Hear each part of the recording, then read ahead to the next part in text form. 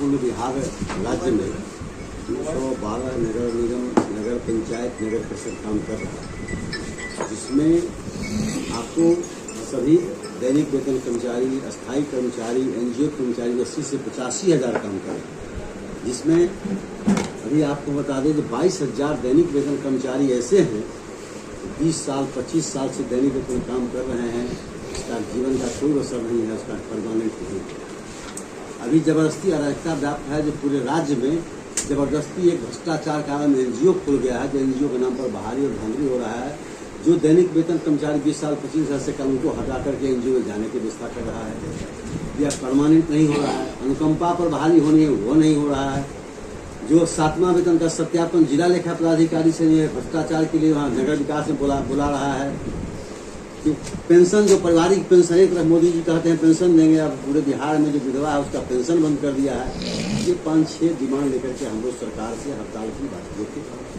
सरकार बुलाया था, मंत्री जी बुलाए, प्रधान सचिव जी बुलाए, सारी बात को निराकरण किया, कमेटी बना देंगे, ये कर देंगे, वो कर देंगे, लेकिन कुछ नहीं किया। और जब करना भी था तो चुप चोरी से कहा था कि आपको मेंबर रखेंगे, लेकिन एक सफाई कर्मचारी आयोग को गठन कर दिया। आयोग क्या करेगा? आयोग सितारा तो है नहीं भगवान का। आयोग यह करता, मैं यह पूछना चाहता हूं आयोग के सदस्य और सरकार से, यह बताओ जो बिहार में जो नगर निगम में 80,000 मजदूर, कितने मजदूर को तुम परमानेंट किया अपने मंत्रिमंडल में? ये बताओ, कितने डोम बिस्तर भंगी काम कर झाड़ू देने वाले को परमानेंट किया? हमारे पास कोई हिसाब है? जनता को बताओ। एक का भी नहीं किया है और पद समाप्त कर दिया है। यह ढकोसला है, यह मजदूर विरोधी है, दलित विरोधी सरकार है। इसके लिए हमारा डिमांड है। सफाई कर्मी के जो आयोग बना है, वो लॉलीपॉप तो नहीं है आप लोग? लॉलीपॉप, यह सरकार चकमा दे रही है। गरीब है, वो झाड़ू देने वाला है। ये सामंती सरकार है। जो है सर्टिफिकेट मिलना चाहिए मजदूर कर्मचारी को, वो मिलता है ऑफिस के बड़े बाबू को और इंजीनियर साहब को। लगता है वही लोग झाड़ू कूड़ा चलाते हैं और गरीब मजदूर के लिए सरकार है ही नहीं। क्या इतना भी एक सप्ताह पहले हम लोगों ने टीवी चैनल को दिया, साक्षात्कार दिया था हम लोग। दूसरा कि हर पेपर में करीब करीब ये चीज गया, क्या मुख्यमंत्री या प्रधान सचिव, नगर विकास मंत्री नहीं पढ़ा। कल भी देखा पेपर में, आज भी देखा कि रसोईया का, फलाना का, वो दीदी का, उसका सबका दुगना हो गया। और जिसको 5,000 पर आउटसोर्सिंग जो है काम कर रहा है, वो 5,000 में क्या होता है? 30 दिन काम करेगा, 20 दिन का उसको वेतन देता है, बाकी जो है कि 10 दिन का आउटसोर्सिंग का ठेकेदार खा जाता है। सरकार नहीं जान रही है, तो लूट मचाने के लिए तो आउटसोर्सिंग चालू ही किया। अब जब तक ये नहीं चालू करती है और ये सब काम बंद नहीं होगा, अब हम लोग के पास कुछ विकल्प नहीं बचा है।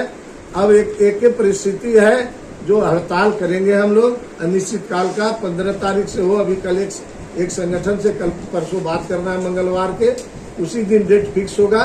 और उसके बाद हम लोग 15 अगस्त से या फिर 21 अगस्त से या 25 अगस्त से, ये 3 डेट में एक डेट फिक्स करके अनिश्चितकाल हड़ताल पर सारे बिहार के कर्मचारी 80,000 जाएंगे।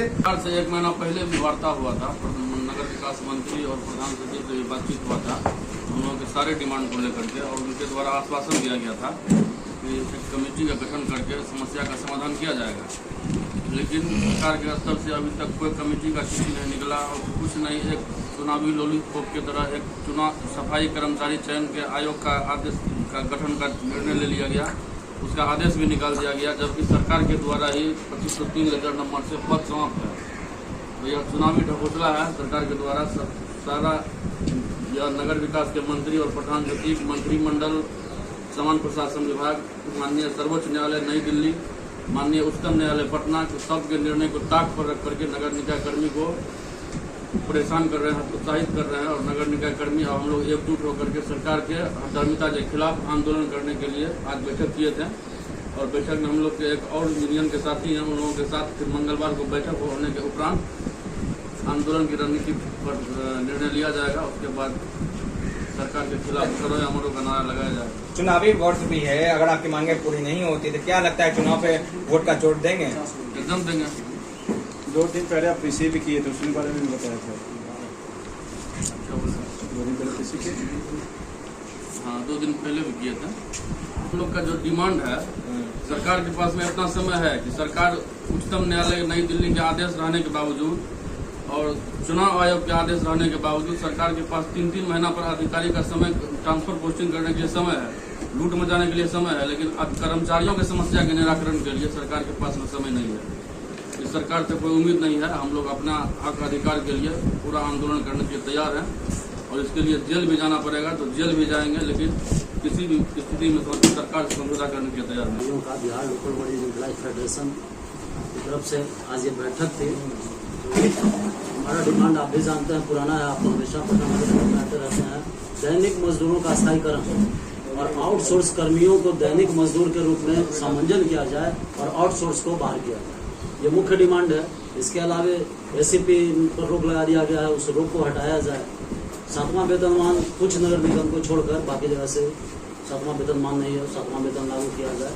और इन मांगों को लेकर अगस्त के अंतिम सप्ताह, जैसा कि बताया लोगों ने, बिहार निकाय कर्मचारी संघ एक और यूनियन है जिसके साथ संयुक्त आंदोलन के लिए हम बात कर रहे हैं और संयुक्त आंदोलन में ज्यादा दम होता है, आप जानते हैं, और उनके साथ बात कर से आरक्षण को समाप्त करने की एक साजिश है और इस साजिश में नागपुरिया कानून भी शामिल है और उसके शिकार हमारे माननीय मुख्यमंत्री नीतीश कुमार हो गए। अभी अभी आप हमारे पूर्व के जो हमारे वरिष्ठ लोग हैं उनसे आपने सुना, अपने संबोधन में उन्होंने कहा कि बिहार राज्य सफाई कर्मचारी आयोग का गठन कर दिया है। बहुत खुशी की बात है, आप धन्यवाद के पात्र हैं। लेकिन एक सवाल है हमारे साथ बिहार लोकल बॉडीज का कि जब वो पद ही नहीं है तो आयोग का क्या हो चुका है? पहले तो आपको जो पद आपने समाप्त किया है बिहार से, कैबिनेट से, आप नैतिकता के आधार पर आयोग का गठन से पूर्व पहले उस जो कैबिनेट से जो पास किया 2503 को जो पद समाप्ति की है, पहले आपको उसको बहाल करना चाहिए, तब आयोग अस्तित्व में आता। और मैं माननीय मुख्यमंत्री जी से बिहार लोकल बॉडीज बैनर के तले आह्वान कर रहा हूं कि समय रहते आप दलितों, अनुसूचित जाति